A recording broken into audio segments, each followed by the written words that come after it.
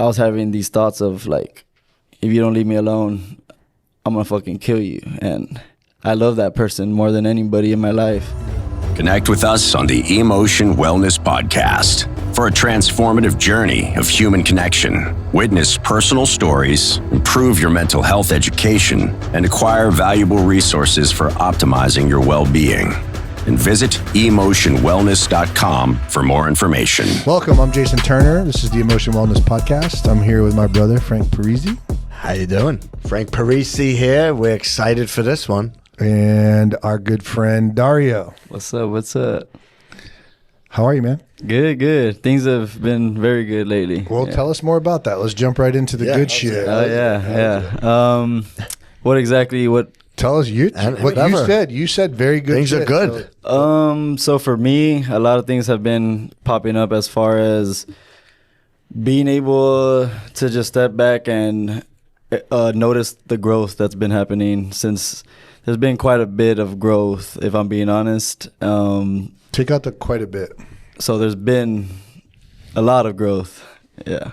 There you go. So for me, especially in the beginning of my journey, about 2 years ago, coming over here to San Antonio, going into treatment, I definitely didn't think I would be in the spot I am today, like literally in this seat, speaking to you, speaking to Frank, just overall surrounded by people who motivate me every day to become the best version of myself, which is going back to the reason why I'm feeling great is I feel I'm at that point where I am the best version of myself, today I am, and I'm only growing and getting better, so 2 years ago, that was unimaginable. I definitely did not even think I'd literally be on this planet 2 years ago. So every day I take a little bit of time to kind of just meditate on that and just take a deep breath and just be grateful and thankful that I am here today, and it's great. I mean, life has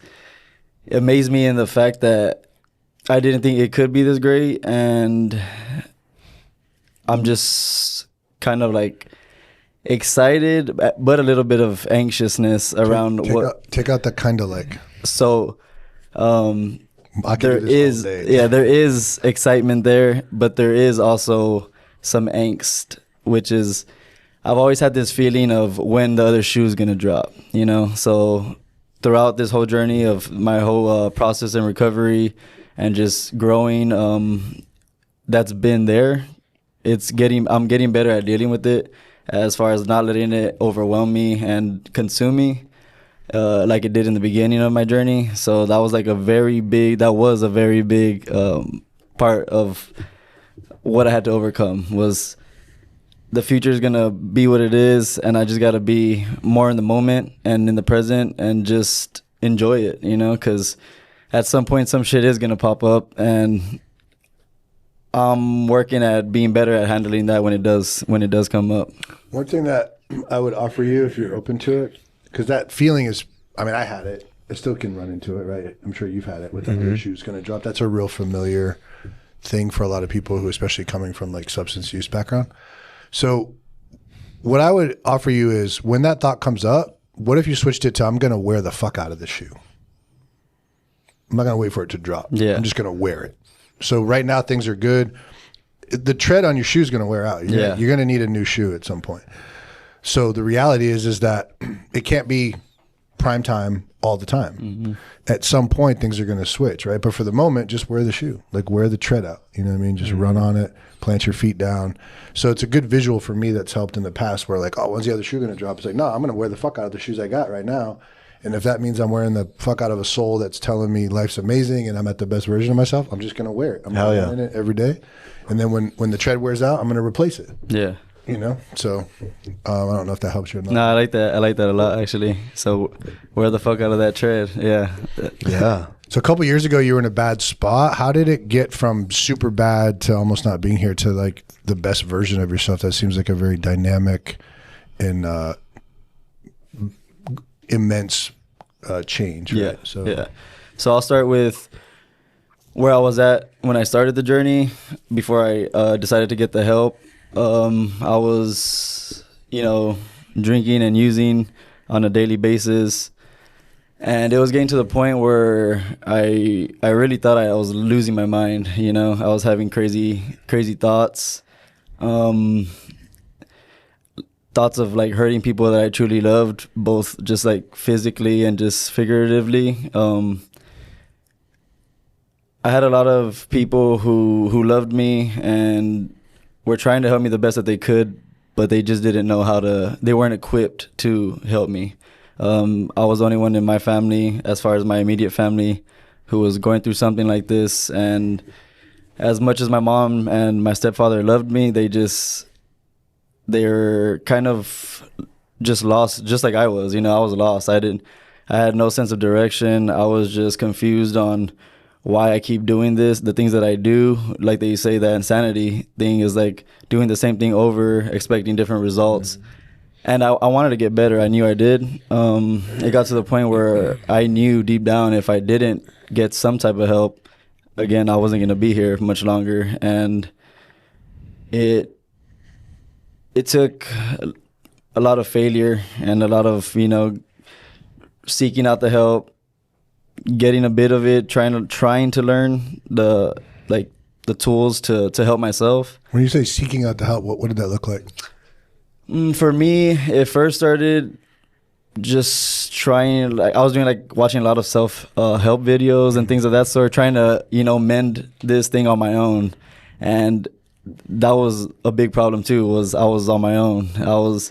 I did not have community like I do, especially like how I do now. And looking back, that was a big part of the main problem, was just I was lost and alone, and I just felt like nobody understood me. So with all that, I was in a very dark place. I had also lost a couple people that were real close to me, and like that really took me down, like a deep, dark spiral. So it was, like I said, I felt like I was suffocating, and I desperately was frantically searching for the lifeline. And the only way I knew how to cope with it was, you know, put something in my body, because it gave me that mindset of, oh, well, I'm not scared to die now, you know, like, because I was.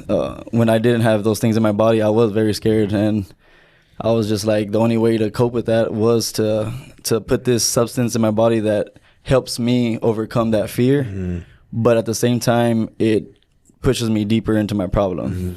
Crazy, so, right? Yeah. So, and again, I was lost. I didn't know what I didn't know, you know. And where I'm from, down by the border, it's a border town, Mission, Texas.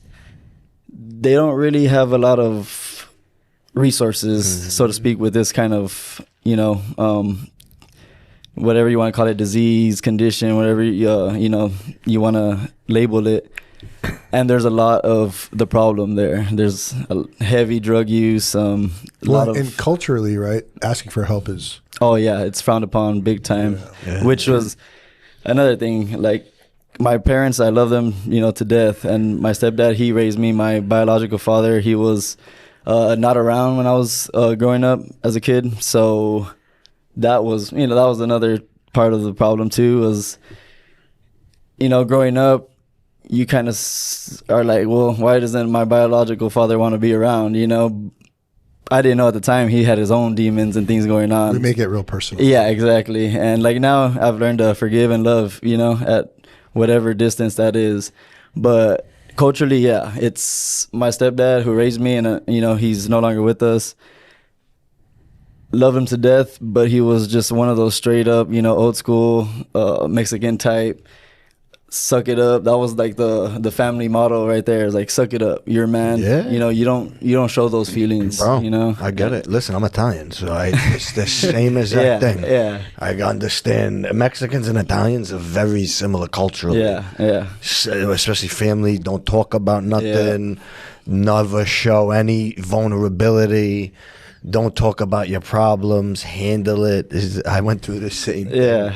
I understand. Totally. And it's, for me, that was a very big problem, because I was a sensitive individual, you know, like I guess you could say hypersensitive. I remember like being a kid and like my parents arguing and like me getting in the middle of it, and they're both drunk, and I'm, you know, 4 years old trying to break it up, crying, and so I've been there.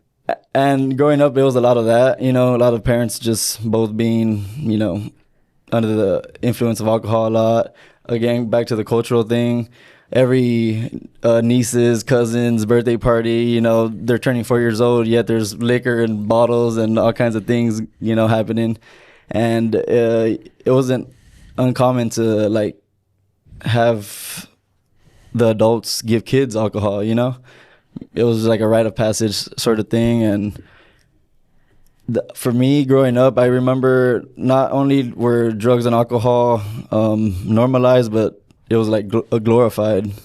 Growing up, one of our family movies that we would literally get together and watch was Scarface. So, you know, we'd, as a family, come together, turn off the lights, turn on the surround sound, and, you know, sit around and, like, admire this character in the movie who's a freaking drug lord, you know? And it's like, looking back at it, it's like, oh, okay, I could see where things were starting to take that turn, you know? It, bro. Yeah. And, you know, and my biological father was heavily in the organized crime. And so, you know, when the times I would go over, I would see a lot of, you know, things that probably aren't normal for a kid to see, you know? They're normal for this guy. Yeah, I exactly. relate so much to you, Yeah. bro. I can't even believe this. Yeah. I mean, I'm like, holy shit. And, yeah, so it was like, you know, a lot of sketchy characters around, and dad up and gone all hours of the night, and I'm just there, you know, with my other cousins who, you know, at 8, 7 years old are doing, you know, drugs and things. So as far as I can remember, all that was around, all that was accessible, and all of that was, again, not only normalized but glorified. It was like, you know, do this if you want to be cool, do this if you want to fit in, which at Emotion we talk a lot about, is like us just wanting to fit in to whatever group that is around, you know. And that happened to be the group that was around when I was, you know, coming up as a kid. Well, fitting in equals acceptance. Exactly. Yeah. And our map is only so big at our age, right? Until you start to experience other things, you only know what you know. Yeah, exactly. With all the influence and environmental factors and pull to be in that life, like how did you, what was the moment, or what led up to you coming to grips with, I need to release this and go in a different direction? It seems like for some people it's like, oh, that's a no-brainer, but really if you understand it, there's a lot of pull there. Yeah. And to be able to step away from what's familiar and what's family, right? And move in a totally different direction that's literally counterculture to everything you knew. How did you, what led you to that point? I remember one day specifically, I was in my room. I'd been up for probably like 4 days, no sleep, no water, no food, just, you know, doing things I shouldn't be doing, putting things in my body that I shouldn't.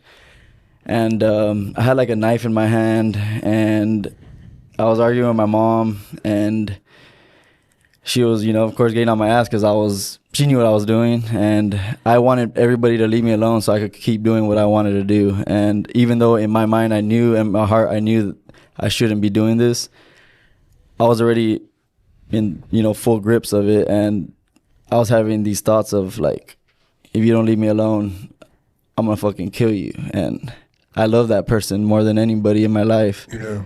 So for me to be thinking this, something's very wrong, you know. And it was like, I managed to fight that, you know, those thoughts, because again, you know, those evil thoughts were there, but I still had the thoughts of goodness inside me, and I knew that was like completely like just out of the realm crazy.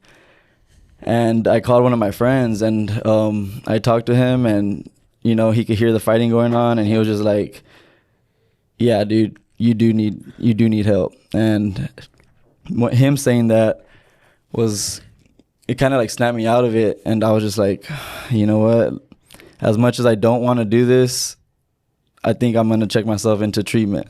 And I don't know how it all settled back down. I don't remember, but I just remember my mom looked online. She found a treatment center, and literally they were like, you could come tomorrow. And that was, you know, against my own wants, because I still didn't, like, with everything going on, I still didn't, there was a big part of me that still was like, no, I don't want to go, you know, because like you said, everything was so familiar, and I was so used to living that way that I was just like, it was scary. It was real scary. Oh, dude, it's wild. Like you just brought me to a moment, and this is why I love this process of. Yeah, right. You have your own experience. Yeah, and you hear someone's story. And it's like, so I was in the military. I feel the same way. And I remember, and I just went through this recently with somebody where every person, there wasn't a single person in my life that wasn't looking at me saying, dude, something's really wrong. Like, you're not okay. And it's like, what? Like, I know, no, it's not the alcohol. It's this other, it was like, and to have so much evidence that for me, it was the drinking and the pills, right? The drinking and the pills, every time my life is in the shitter, it had to do with that. Yeah. I had tons of evidence. Yeah. And to really look somebody in the eye and say, I couldn't get this until much later, but asking me to give up alcohol, the only way I can describe it to a person without substance use, and I don't know if this was how you guys felt, it seems on par with asking me to give up a limb. Yeah. Yeah. No, yeah. Very Like, much. without a if you were doubt. like, hey, give me your arm. Yeah. Right? Or like, give me your heart. Yeah, yeah, yeah. It's like, there's no way I want to do that. And that was the same pull I had. Yeah. It was such a part of me. Yeah. So this, it's an authentic battle of, you know, the guy that helped me get sober used to talk about spiritual warfare. And that was just a way better visual for me than like, you're just a drunk and you got to get sober. I'm like, I got excited about like, you're a warrior and you need to fight. You need to pick up the sword. You need to go to battle. You need to do this thing for you and for others, because there's a bunch of people out there, right, who are suffering. Yep. Who, because we've been able to get through that barricade, are gonna be able to follow behind us. Yeah. And we have a responsibility to them, right? So you just put me in that space of, I just remember that authentic battle of, It is spiritual. I want to be over here, but I also feel like I really, you know what I mean? And what happened? So what was the moment? Do you have a visual in your mind of like when you were like, fuck it, I'm just going to do it? Yeah. The fighting continued, and I like literally kicked my leg through my mom's door, and like my foot got stuck through the door. And because we kept fighting, you know, like even though she was in the moment still trying to help me, I was just so out of my mind that I was punching holes in the wall, kicking, you know, through doors. And when like things calmed down a little bit and I looked around, it was like, yeah, this is, I don't care how, I don't care who, but someone and something needs to happen and take my ass to treatment, because I don't know what's gonna happen in treatment, but it's got to be better than what's happening right here. Because I mean, I'm kicking through my mom, you know, kicking holes through my mom's door, knives in my hand, thinking crazy thoughts. I mean, and then coupled with like having these ideas of like, oh, I'm gonna rob a bank or something so I could get more money, so I could buy more, you know, things that I shouldn't be putting into my body. And it's like, okay, yeah. So when I came to like I had that little moment of clarity. It was just like a split second of like, yeah, there's a lot wrong here, and I need to do whatever. And I call that my higher power's voice, you know, because in that moment I was still fighting against it. I was still like, my thought was, no, you know what? Maybe somehow I can still do it on my own, even though, like you said, the evidence has shown time and time again that I have not been able to get a grasp on this. Something in my head said, like, this is what you're going to do. And, you know, like I said, my mom made that call. I spoke to somebody at that treatment center, and they said, we have a bed available. If you make it here tomorrow this time, you know, we'll get you in. And I drank the whole way over there, but you know what? I showed up. Yeah, I showed up, and they actually like it better when you show up. Yeah, exactly. Yeah. So they did send me to the hospital first, and then I was able to go into treatment. And that was the start that changed my life, because, you know, I went to treatment, and I always say there's this guy there in treatment. He came in, long hair, short shorts, and said a little bit about himself, and I was like, does this guy really know anything about what I'm going through? He probably doesn't know anything that I'm going through. What do these people around here know? You know, what are they gonna show me that I don't already know? Because, you know, I had that, I was the smartest man in the room, you know, complex. And I didn't think there was anything that he could show me, but that dude ended up showing me a lot, and helped change my life, along with you, Jason. I mean, again, like, the fact that I'm even here is just, it's like a beautiful, like, movie, how we were talking about earlier. It's like this movie being made, like, right before our eyes. Yeah. And Jason was a big part of me even being here, because he gave me the opportunity and the space to go and sharpen my tools and, sharpen the sword, like, as you just said, because this is a battle. And every day we could let, that evil consume us or take us out, or we could just, step up and say, fuck that. I'm going to go to battle. And that's something that I'm truly grateful for, because on days I wake up and I'm hurt and I don't want to do anything, I'm just like, the discipline that I've just acquired throughout this journey, it's not who I used to be. I used to, like, when things got tough, run the other direction, and when things got hard, I'd quit. And that was a big thing that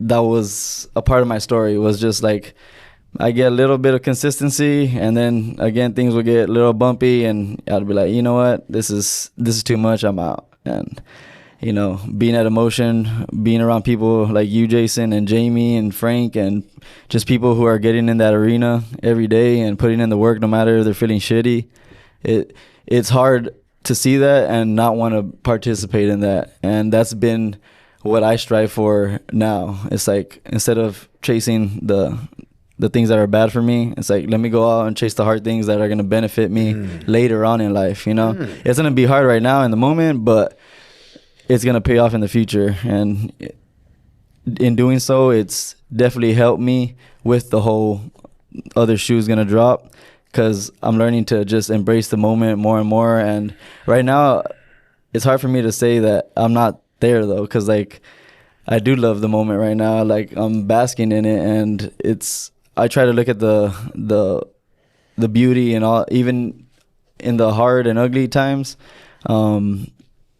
It's easy for me to just know it could be worse, and, like, I used to be the type of person to be like, oh yeah, of course that would happen to me, or like, things of that sort. I just had a real negative mindset, and now it's a blessing to be around people who've helped me shape that and shift that perspective. And, like, I heard you say one time, I'm probably gonna butcher this, but you said something about, like, why me? And you're like, so that we could go back in the fire and pull people, right. out without getting burned. Why not me? Yeah, exactly. Yeah. And I took that, and I was like, ran with that in my head, and just a lot of things that I've heard along the way that have really helped shape me and my mindset to just embrace adversity and embrace the challenge, because it strengthens you, and it's like, okay, like, there's days now that I wake up and I'm excited for the day, as opposed to when I first started this journey, it was exhausting just to exist. It was like, just when the eyes would wake up in the morning, it was like, damn, I would hate that I was up another day. I was going to ask you, like, why do you think you continue to show up? And then you said it, which was the word discipline. And I feel like so many people consider discipline an attribute, like it's like a characteristic. And I really see it as a skill that gets developed and built. It's because discipline improves and enhances with each execution of showing up. So you show up, you get the result, the dopamine response happens. That's the motivation builds. It's not, the discipline isn't before, it's after. You get what I'm saying? Yeah, I do. So the building of the discipline is why you show up when you don't want to now, is that you've done that 100 times or 300 times. And I think with our process at Emotion, so many people only see the physical activity part, but the layers that are underneath the physical activity are this transferable skill of showing up every day and doing hard shit. That's right. It's getting uncomfortable. And if you think about the addicted mindset, what is the whole essence of addiction? Pursuing relief, chasing comfort. Yeah. moving from discomfort to comfort. Which you described earlier as like, I got to do this thing, but the thing causes me to have more problems. I've been conditioned to do this response to chase this chemical. The chemical reaction in my body creates immediate relief. That immediate relief puts me in a position to create more problems. So the expanse of my problems gets larger. The window of my tolerance gets smaller. Yeah. And that's where we see higher acuity. Because now I'm using more frequently because I've got more problems and I have the inability to tolerate anything for any length of time. Yeah. And when you think about engaging in what's the greatest skill you can teach somebody is to be uncomfortable. Mm-hmm. That's like one of the greatest skills you can teach somebody. Because you can't teach somebody how to show up. If they can get themselves to show up, you can teach them how to be uncomfortable. I think that's what I watched with you. So you went to treatment. Was it a 30-day? Yeah. The first one. How many treatments did you go to? I went to 4 different treatment centers. 30 days or? Yeah, they were all the 4 that I went to were all 30 days. How far apart? The first one from the second one was about 5 years apart. And then the second, third, and fourth were in a span of 6 months. So you go to the first one, and then you have 5 years. Were you sober in that 5 years? And then you went right back to the stuff? Oh, yeah. As soon as I left the first treatment center, I went down the road to a bar and put my coin on the bar. And was like, I'm not an addict. I just did 30 days. So. And then did things get much worse in that 5 years? Oh, yeah. Yeah. It got way worse. In the last program you went to, what do you think switched? They definitely, I had no choice but to show up and do uncomfortable shit. And I wanted to leave. I mean, the first day I was like, I can't do this. It was like an all male treatment center, and they took away your phone. You didn't have your phone at all. And you got one call a week for 10 minutes, and that was it. And it was just groups and, sharing your feelings and expressing yourself. And that was real uncomfortable for me. But it also forced me to get out of that comfort zone. Yeah. So that one works, and then what happens? Then I got out, and Jamie was like, "Where you been, man?" And I was like, "I just got out of treatment again." And how did you know him from? From my first treatment center. Yeah. So he was taking out the workout group over there. Oh, okay. That makes sense. Yeah. All right. So he was bringing it out there. I got you. And I was there. Yeah. And then he saw me when I went back the second time, because I went to that one twice. And then I went to that third one. So he was like, you're not getting something. And he was adamant that I go to Emotion. And I had went to the morning workouts a couple of times, so I knew a little bit about what was up with it. And I'm not lie, I was intimidated, and I was like, I don't know, So I was like, he was like, if your insurance doesn't go through, I'll see if I can work something out. And I was like, nah, dude, you know what? Like, if it doesn't go through, it's cool, dude. Like, don't worry about it. But that was just me not wanting to, step into the arena, so to speak. And again, that's why I'm very thankful to you, because things didn't work out with the insurance, but you gave me the opportunity to still attend. And if it wasn't for that, I don't know where I'd be right now, honestly. What's dope. Yeah, and I don't care to really think about where I'd be now, because I just so glad where I'm at. So it's like, it all worked out. What happens a lot of times for people who are in your situation, they don't understand the value of, like, when you're the one in receive mode of that, the value of showing up. And so this is, let me think. You are the first client employee at Emotion, like the first one that went through the program, and became. We have a lot of people that are in the, they want to be a part of. It's just a matter of finding spots for them. But you are the first one to actually complete the program and then start working with us. And it started with basically what we would call a scholarship, right? So the only time I've ever been threatened to be sued in my life is when I give scholarship, right? So oftentimes there's this thing where it goes, there's no buy-in, so there's no skin in the game, so people take it for granted. And so many, and it feels like, it's not like I'm not doing it to get a thank you, but I will tell you, when someone takes that opportunity and then is sitting before you in a podcast studio, it's pretty dope. Having helped the amount of people that you've helped since you've been helped, showing up every day, and now mastering the art of the coaching and the running the fitness class, like that. There's no words to even describe that. Man. Like that's like a holy shit, So thank you, because that That for is showing up and doing it. That's Yeah. a moment. That is such a beautiful moment. It really is. It is, yeah. Yeah, dude. I feel like it's just all full circle, you know. That's dope. You have great perspective. Appreciate it. Thank Yeah. you. I learned from the best. You do. I asked Nelly this question earlier. What, with your current day-to-day process, describe to me the things that you do to maintain. You have a great energy, great spirit. You're super kind. How do you stay on track daily? First, it would be, of course, we do hard shit, getting comfortable, which is the morning workout. That's what starts my day. When I get off of that, and then, well, of course, being around the people in the community, which we all usually have something in common. So being around a great community. And then I go home. I usually try to do some type of like reading, meditation, and just get back to ground. I've been grounding lately too. That's something. I'll go outside in the sun barefooted and just put my phone. I've been putting my phone away more, and that's something, you know. It's like I've been trying, like at work, leave the phone off my person, and so little things like that, and spending time, of course, with great people and just trying to learn, constantly trying to learn.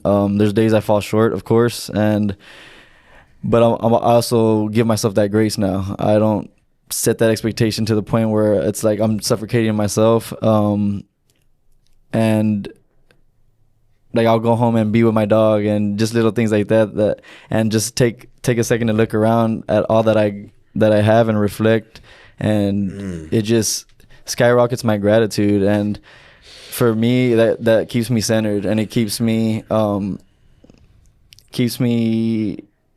just it keeps me in my purpose, you know. And again, like I said, there's days where I don't feel I'm living up to it sometimes, or that I'm not living up to it, but I know that's just the story that I'm coming up with in my head. And then I got to take a step back, take a breath, reset, and just realize that I am showing up and I'm doing the best to my ability, and that's all that I can do, you know. Love that. Great awareness of self. One of the things I've recognized with the people at Emotion, the ones that, I mean, the team is incredible, right? So, but when I think of you and Jamie, Jason fits in this category, Nelly, the characteristics that make for, in some programs they call them techs, we call them coaches, because they're literally coaches. Coaches, but, yeah. Is humility. There's this servant mentality and a humility of, I'm here. He's talked about it a few times. I'm here to soak it up. Like, let me almost be a sponge and suspend, because, you know, it's so easy to walk into a place. I do that everywhere I go. I'm like, oh, I could do this better. I could, you know, and none of them have that. They all have come in and been like, let me learn the process, and then they put their own spin on it at some point. So I just appreciate that about you. You know, Dario came in and was like, volunteer. And so many people nowadays don't want to do that. Mm-hmm. They're like, no, you got to pay me for my, you got to pay me for my inexperience and my time. It's like, that's not how it works. Yeah. You know? Or I get hit up with like, you get hit up with like people wanting a paid internship, or, you know, it's like, whoa, like, no, like we're going to offer you a service. You can earn that through what we call sweat equity. And, but that seems to be it seems to be like not as popular. Yeah. You know what I'm saying? Yeah. Right off the bat, they want, you know what I mean? That paycheck. Yeah, status. Well, they want, it's like status or something. Yeah. And people lose sight of the fact of why we're really here. You know, we're here to change the game for the individual patient. And that patient experience requires us to have empathy and concern, be strong with our boundaries, and maintain that professional, you know, presentation versus like taking shit personally. And when you have humility, it's really easy to not take stuff personally. So I love that, man. Yeah. What's your favorite part about your current situation besides your girlfriend? So we know that you're going to give her a plug. So. You better. My current situation, I just moved out of sober living. I've been in sober living for 2 years, and as much as I did love that, and I learned a lot. I learned definitely with patience. That taught me a lot of patience. It's where I'm at right now. There and that emotion, all those things together. I feel like I'm at the most peace I've ever had in my whole life. That's the crazy part, because in the beginning, it was just about getting sober. You know, it was like, oh, I just need to stop putting drugs and alcohol in my body, and I needed to do that. You know, without doing that, then the other things don't happen. But I didn't think peace and happiness was gonna come with that, you know. Like, I guess I thought I had this thing where I was gonna get sober and be miserable because I wanted to still do those things, you know. In the beginning, it was very much like, I'm sober, I still want to go over here and do these things, but I know I can't.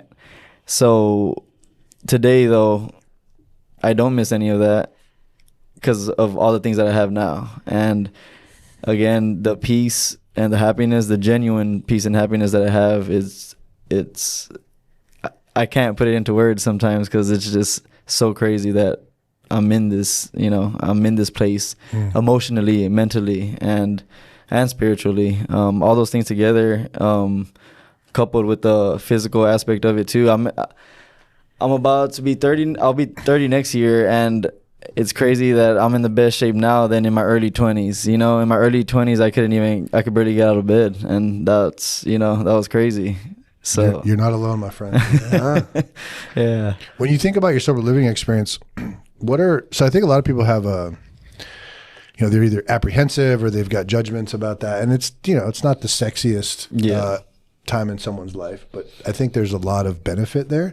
So when you look at your sober living experience, what would you share for anyone? Like what did you glean from that as far as like takeaways, things, maybe lessons you learned, experiences that you had, things that looking back go, damn, I didn't even know that was happening while I was in there, you know? Yeah, one of the biggest things for me was the boundaries thing. You know, you're living with 11 other guys. If you don't set some boundaries, you're going to build some resentments real quick. And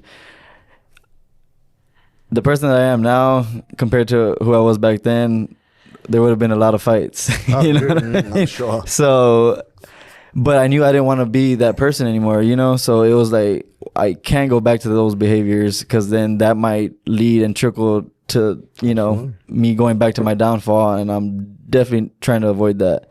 So speaking up, advocating for myself, those are all lessons I feel I learned from being there, being at emotion, and learning to apply and put in application the tools that I learned, you know, not just speaking them, because I feel sometimes that was something that I did have a problem too. I would have the knowledge and say the things, say all the nice things, but I'd never apply them into, you know, real world scenarios.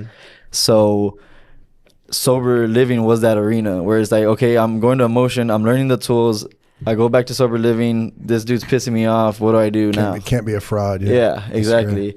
And so there's definitely a lot of practice, and like, you know, you say all the time, repetition is the mother of all skills. So there's definitely days where some things are a little harder and it'll pop up and be a little more challenging.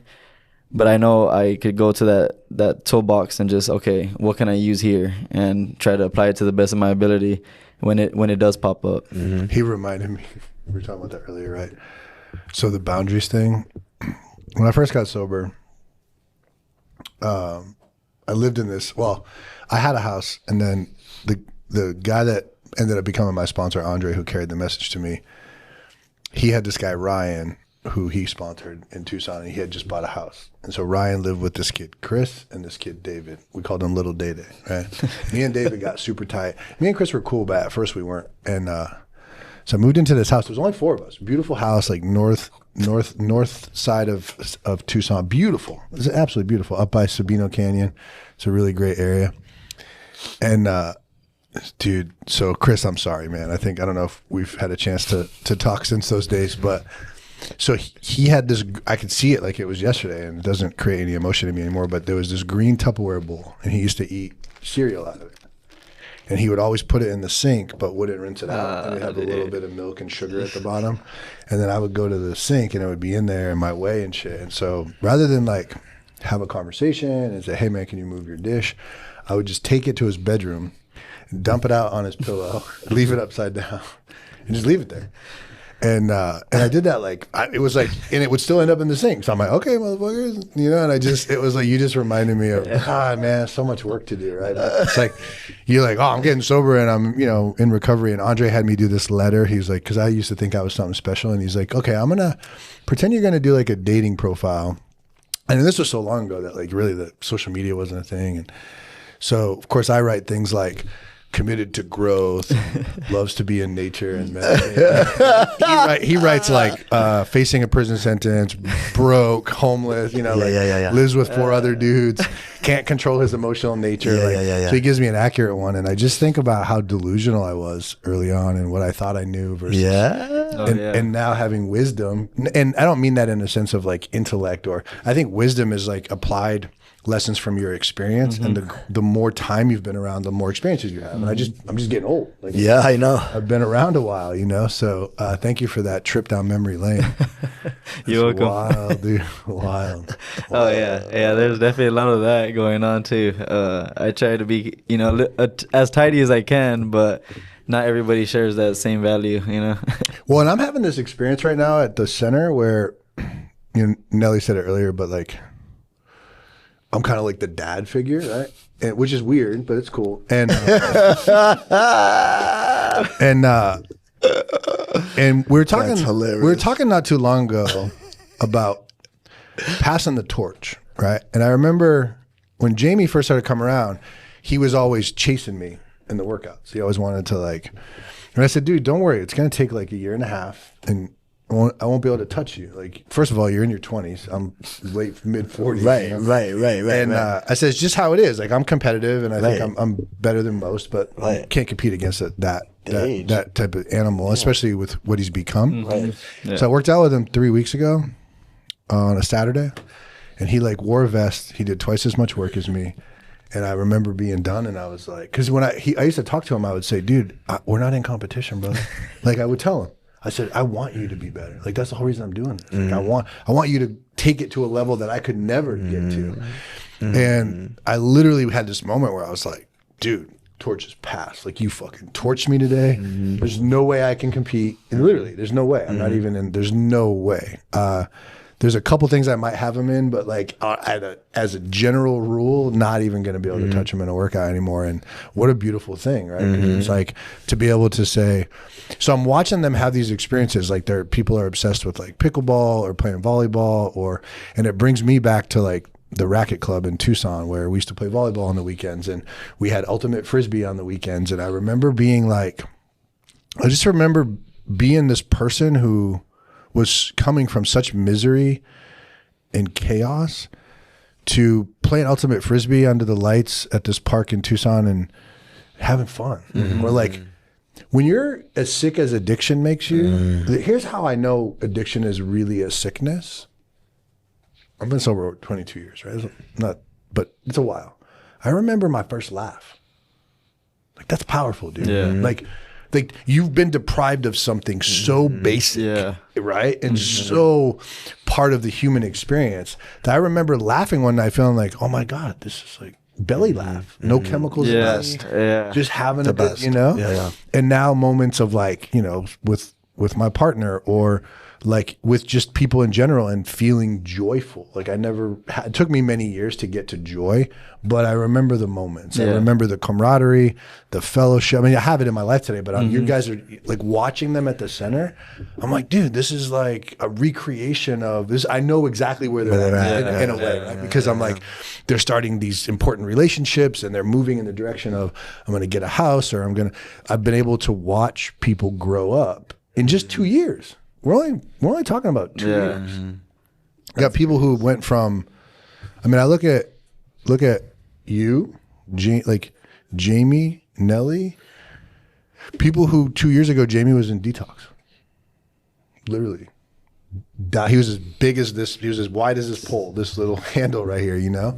And now he's, you know, serious girlfriend, like moving in a direction, runs a sort of living, like what you're doing and moving in with your partner. And, you know, she was just on here describing how you show up for her. Like, it's incredible, dude. Like, I know people in long-standing relationships that don't show up for their partner that way, you know, and don't have that skill set. So it's been really cool. I get what I'm saying. Yeah. Like watching this, it's like another little ecosystem. In it. Yeah, exactly. It's dope. Yeah. Yeah, I could just imagine. I remember we were doing an affirmation group, and it was like one of the biggest ones that we had. And you came in on it, and you were saying like you didn't know like exactly who was gonna be there or something like that. But the fact that it's just all there, and I was just like, man, like I want to have that for me one day. And even though it's not to that degree, it's still happening for me in other ways. You're talking about like wanting to create the community. Yeah. Like I didn't know who the individuals would be that would show up. Yeah. Because, you know, my mentor in the business realm was this guy, Patrick Barraza, who owns a place called Imbalance Ranch, and they're now a treatment center called Align for adolescents. It's an incredible program. And I got to travel the globe, Nepal, Peru, like do really cool stuff. But a lot of the stuff that I aspire to is things I saw him create. We do some stuff that's a little bit different, but I just remember sitting in these meetings and being like, I'm going to have that one day. Like I want that.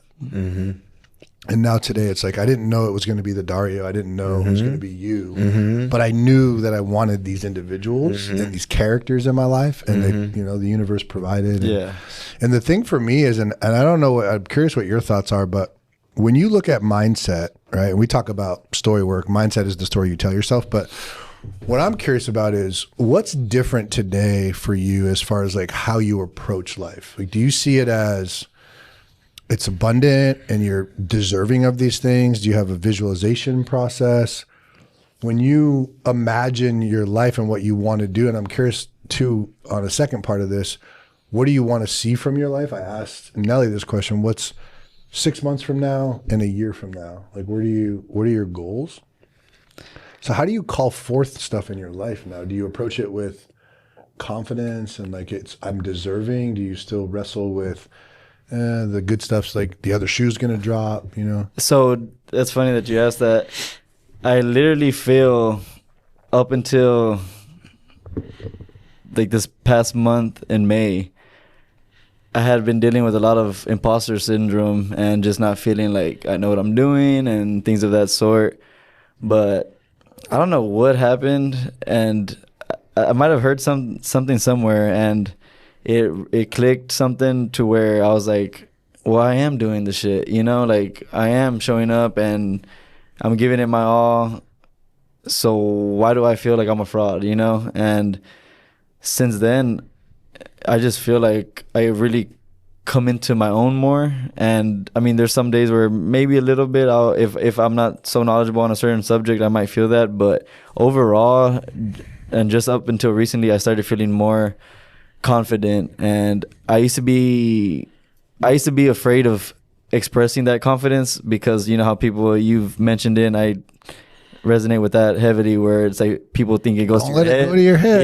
Yeah, that thing. And that was me. That's why I didn't like to share in groups. I didn't like to, and like when somebody would share something, like if they were going through a hard time and they would express that or share that in a group, I would feel like, oh, well then I can't share my good things that I'm feeling because, you know, like they're over there feeling bad. I don't want to like make them feel worse by sharing what's going on for me. That's great.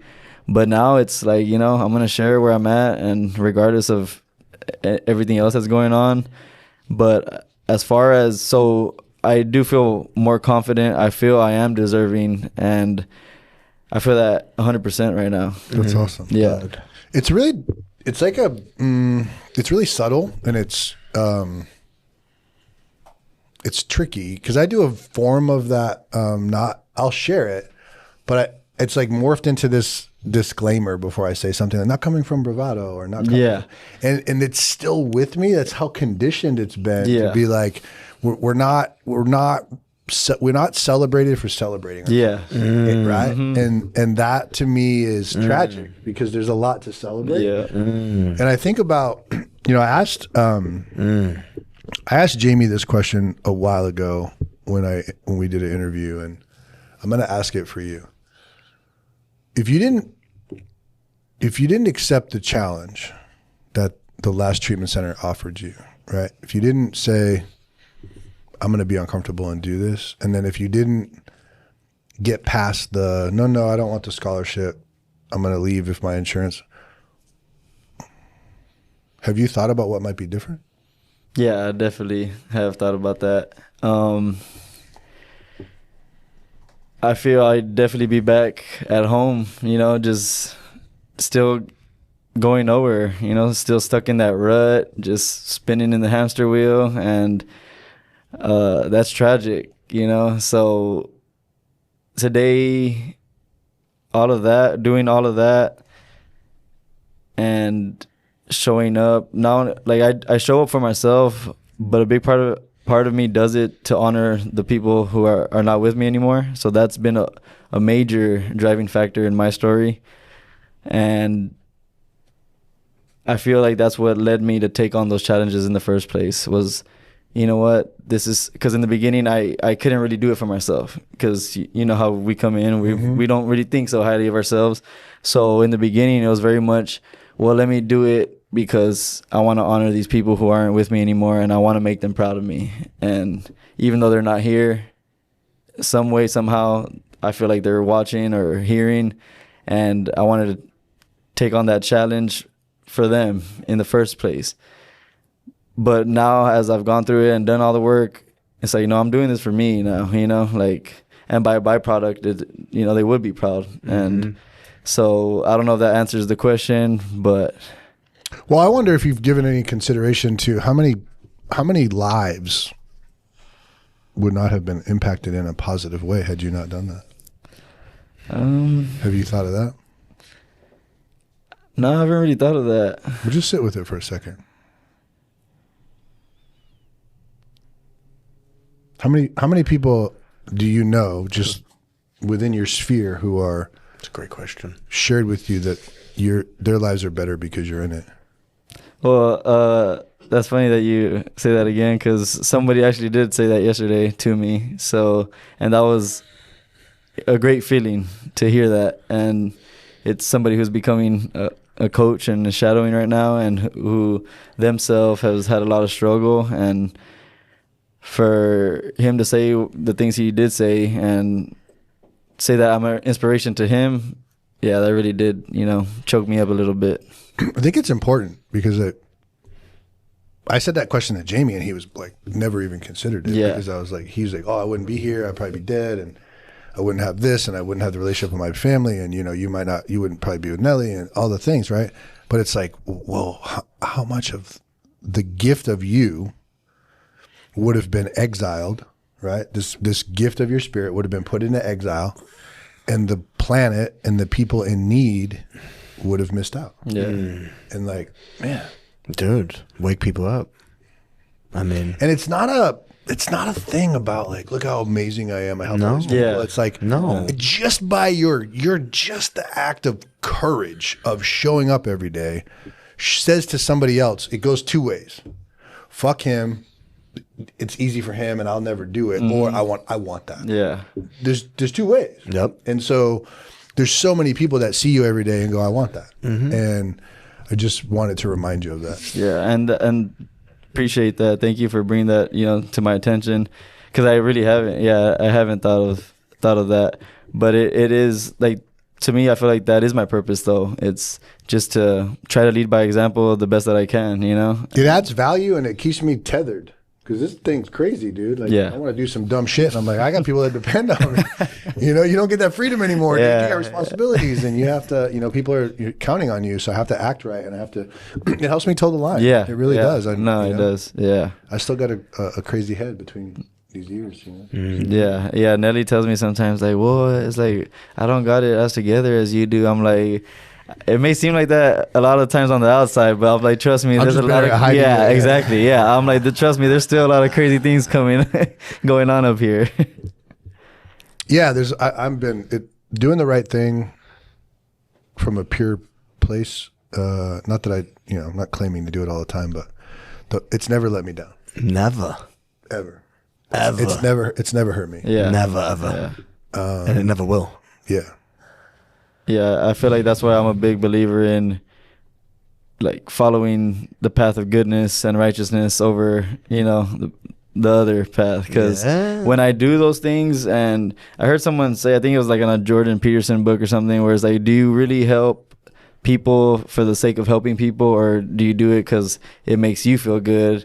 And I think it was kind of trying to say, like, so basically it's kind of doing it out of something selfish. Mm-hmm. But I mean, I was like, but if it's still helping somebody, and, because I do feel good when I help somebody, so it's.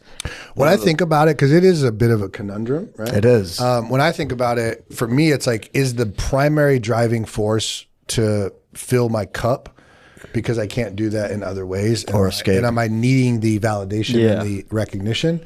And I would say majority of the time that's not the case. Certainly fall into traps, right? Mm-hmm.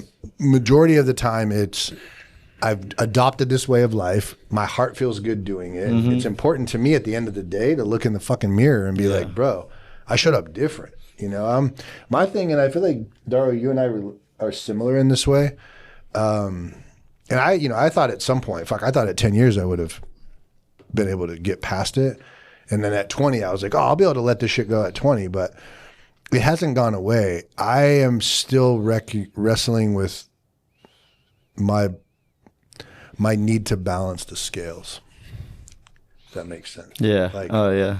Like it's a weird place of like, I understand I've done a lot of good in the world and that I have this inherent goodness and I don't have to do anything in that sense to be good. But I'm also like, man, I did a lot of damage. I feel the same fucking way. I got to pay my dues every day to make up for the shit. I feel the same way. Yeah. Especially after all this that I've been through. It's like I have to live like this path of integrity, service, constantly getting better. Well, dude, we were sitting in a group. I don't think you were there. And there was a woman in there who heard his story about the transplant. And she started crying, and it's a powerful story. But was really curious, like, what's the tears about? And someone loses someone special, and then life energy from that person is gifted to another person, right? Two scenarios, right? Somebody gifts somebody something, and then they smoke and drink and waste it, or they read a book. Inspire fucking tens of thousands of people and like go on to like do amazing shit. Like there's a difference there, right? It's like, this person that's special to me, the gift was received and honored, and that helps with the healing process. Yeah, absolutely. So I feel like you're spot on with how you feel about it, and I respect that, and to show up every day and do what you do. Yeah, definitely. It's wild. It's a wild ride. It's a wild, beautiful, insane life. So real quick, Dario, 6 months and 1 year. Tell me what you're chasing, what you're pursuing. 6 months. I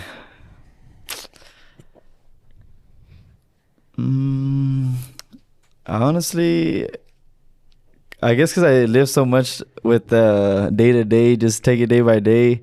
But in 6 months, I would definitely like to have started doing a little more for myself as far as training. I've been wanting to do like some MMA stuff and get back into that.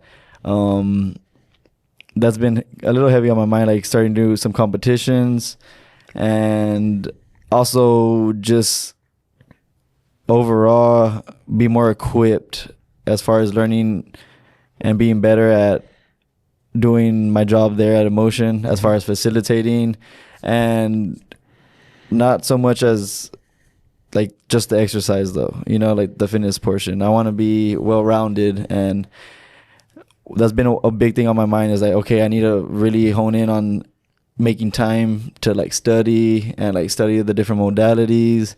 And like, I'm not just saying that because I'm here. It's just like, I get it. I truly want to have that knowledge, and like when somebody asks me something about it, be able to come with the right answers, and because I feel like that helps me better at being a helpful person to these clients and just people in this type of space, period. You know, I want to be the best tool that I could be. So that's 6 months is like I'm trying to, again, work on the things that I outside of emotion, which is my own personal things. But as far as emotion's a big part for me, a big deal for me. So it's like, I don't want to be there and just have one foot in, you know. It's like, to me, emotion is like, you got to be all in. That's the mentality. It's like all in or nothing, you know. So that's definitely some things that I want to work on, is just overall, you know, sharpening of my tools and skill set. I love that. And a year, I don't know, a year, it's like, I don't really think that far, you know, and I don't know if that's good or bad. So, well, I would encourage you to give it some thought, and we see each other on a daily basis. Yeah. So maybe we can check in. And, yeah. Something to think about. Yeah. Definitely start thinking about ahead. Yeah. In your life. Yeah. Yeah, sometimes it's, I guess, like I'm so fixated on like the things I'm doing like right now. Yeah, but no, it is good to plan. Yeah, it is good to plan. Yeah. So then that's something else I'll be working on, is, you know, getting better at planning. You got anything left? What does the greatest version of Dario look like? For me, it's just being on top of all aspects of myself, be it physical, mental, emotional, spiritual, and just making sure that foundation is secure at all times, and continuing to help any way that I can, you know, help the next person out, and, you know, try to lead by example the best that I can.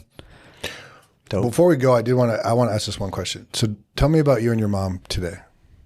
Oh, things are great. Yeah.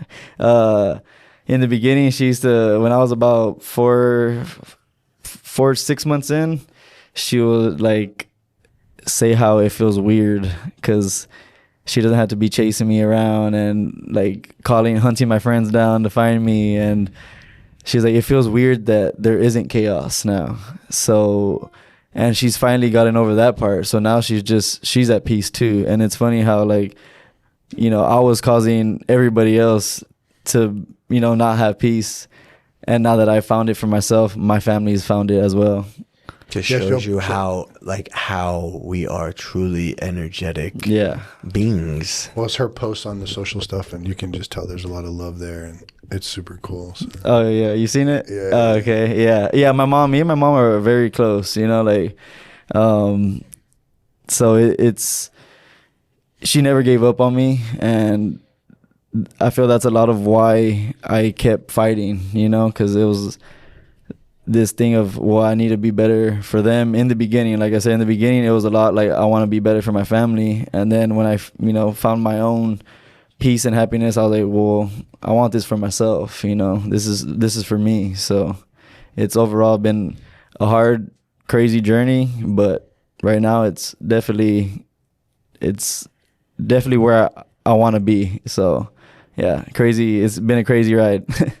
Thank you for sharing it, bro. I see appreciate it. Myself and you. Thank you. Thank you, Frank. Thank you, Jason. Just thank you for showing up every day, man. Like, really, the process for you, witnessing your journey, and then getting to see you in action every day is absolutely incredible. So it's a bit of the fuel and the catalyst for, you know, moving me forward and continuing to help me stay focused on my purpose, because it's like I have it right in front of me, right? Like, this is one of the reasons, right? The development of people and helping them carve a path for themselves. So, man, thank you for that. Thank you, dude. Thank you. I hope to be able to do the same for someone. So, and thank Jason Turner, man. Like, what a fucking dope dude. I mean, from the bottom of my heart, he's like, just a good, for real, man. Like people don't understand. I'm just what glad. A good human I'm glad being. the world, the universe brought me people don't to understand. You know, the doors of emotion. That's for damn sure. Thank you for connecting with us on today's episode of the Emotion Podcast, where we discuss all things mental health. Connect every week as we explore incredibly intimate stories of persistence and hope, delve into mental health education, and explore valuable resources. Available on YouTube, Apple Podcast, Spotify, or wherever you get your podcasts. And visit emotionwellness.com for more information.